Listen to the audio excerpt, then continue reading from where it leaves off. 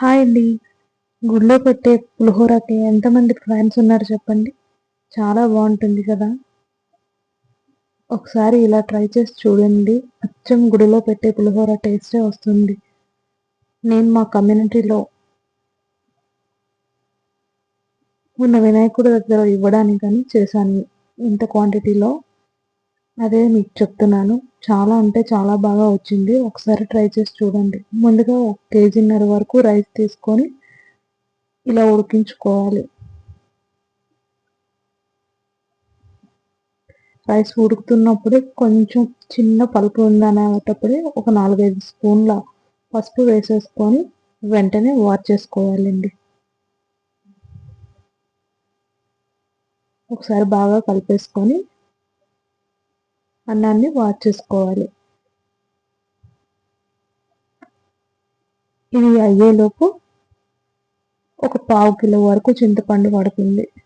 పావు కిలో చింతపండు తీసుకొని బాగా శుభ్రం చేసుకొని కొద్దిగా హాట్ వాటర్ లేదా నార్మల్ వాటర్ అయినా వేసి నానబెట్టి ఆ గుజ్జంతా తీసి పక్కన పెట్టుకోవాలి.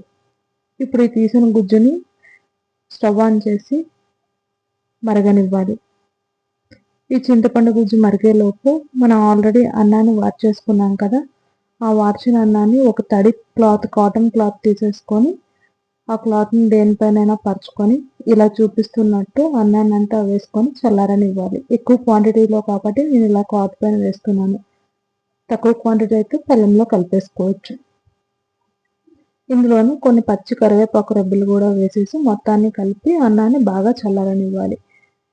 ఇప్పుడు ఇలా మరుగుతున్న చింతపండులో మనం తీసుకున్న అన్నం క్వాంటిటీకి ఎంత ఉప్పు సరిపోతుందో అంత ఉప్పుని వేసేసుకొని చింతపండు గుజ్జుని బాగా మరగనివ్వాలి.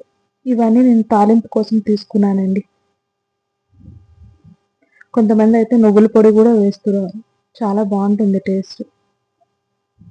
ఇప్పుడు తాలింపు కోసం స్టవ్ ఆన్ చేసి ఒక ప్యాన్ పెట్టుకొని ఆయిల్ కొద్దిగా ఎక్కువే పడుతుంది. ఒక కప్పు వరకు, కప్పు లేదా కప్పున్నర వరకు ఆయిల్ వేసేసుకొని ఆయిల్ బాగా హీట్ అయ్యాక చూపిస్తున్నట్టు ఈ పచ్చి శనగపప్పు ఒక కప్పు, శనగపప్పు, పల్లీలు కొద్దిగా ఎక్కువగానే పడతాయండి పులిహోరకి. నేను తీసుకున్న క్వాంటిటీకి అయితే ఒక కప్పు నిండుగా వేసుకున్నాను నేను.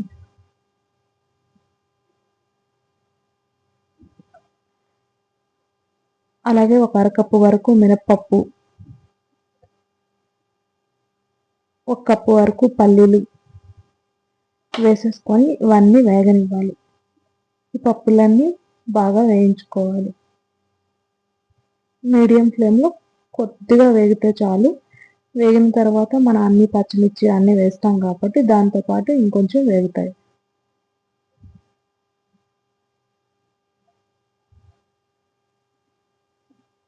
ఈ పప్పులన్నీ వేగిన తర్వాత ఆవాలు ఒక 5, 6 స్పూన్ల ఆవాలు పడతాయండి.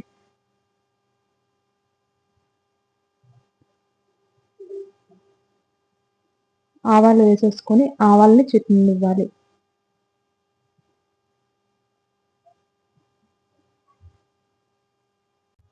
ఇప్పుడు ఈ ఆవాలన్నీ వేగిన తర్వాత ముందుగానే ఒక 20 వరకు పచ్చిమిర్చి, ఓ 15-20 వరకు కారం గలవైతే 15 సరిపోతాయి. లేదంటే 20 పచ్చిమిర్చి, ఒక గుప్పెడు కరివేపాకు, ఒక పెద్ద సైజు అల్లాన్ని సన్నగా తరిగి అది కూడా అల్లం ఎంత ఎక్కువ ఉంటే అంత బావుంటుందండి టేస్ట్. అండ్ ఒక 10 వరకు ఎండుమిర్చి అన్నీ వేసేసుకొని ఎండుమిర్చి, పచ్చిమిర్చి, ఈ కరివేపాకు అన్నీ కూడా బాగా వేగేంత వరకు వేయించుకోవాలి ఈ నూనెలో.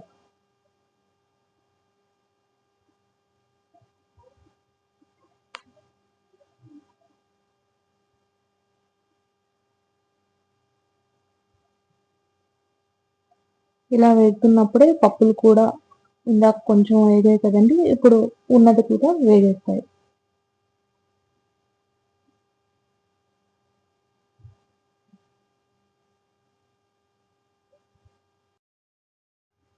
ఇప్పుడు అన్నీ వేగిన తర్వాత మెయిన్ స్టార్ ఇంగ్రీడియెంట్ అండి ఇంగువ. ఇంగువ ఒక స్పూన్ వరకు వేసేసుకోండి. ఎంత బావుంటుందో టేస్ట్ ఆ స్మెల్ చాలా బావుంటుంది. పులిహోరలో ఇంగువ వేస్తే చాలా చాలా బావుంటుంది. ఇప్పుడు ఇలా వేగిన తాలింపుని ముందుగా చల్లార్చుకున్న అన్నంలో తీసుకొని కలిపేసుకోవాలి. మొత్తం ఈ తాలింపు అంతా కలిసే వరకు అన్నాన్ని కలుపుకోవాలి.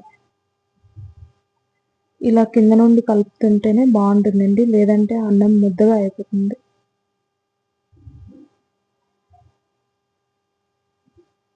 పొడి పొడిగా ఉంటుంది ఇలా కలపడం వల్ల.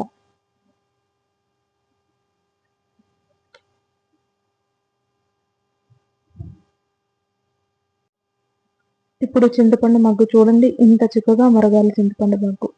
ఈ చింతపండునంతా తీసేసుకొని ఇప్పుడు అన్నం పైన ఇలా వేసేసుకోవాలండి. వేసేసుకొని మొత్తం ఈ చింతపండు మగ్గంతా కలిసేంత వరకు అన్నాన్ని కలుపుతూ ఉండాలి.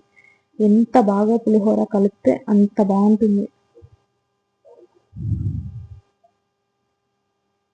ఇలా మొత్తం చింతపండు అంతా కలిసేంత వరకు కలుపుకోవాలి.